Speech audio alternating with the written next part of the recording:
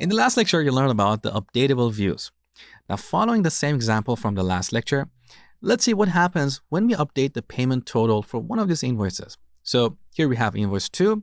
The payment total is less than the invoice total. We have a balance, and that is the reason we have this invoice in this view.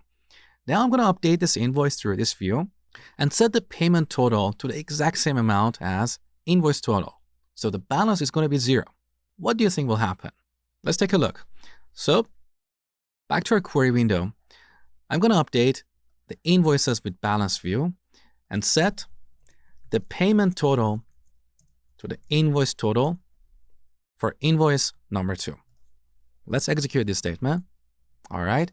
Now back to our view. Let's refresh the view and see what happens. Invoice number 2 disappeared. So this is the default behavior of views. So when you update or delete data through a view, some of the rows may disappear.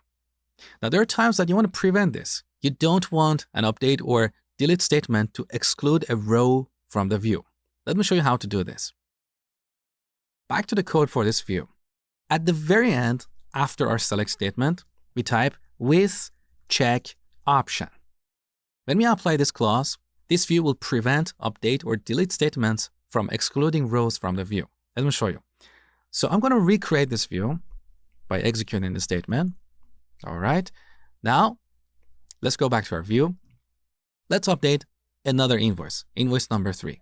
Here we don't have a payment. So back to our query window. Let's set payment total to invoice total for invoice number 3. Now, when we execute this statement, we get an error. If you look at the output window, you will see an error like check option failed.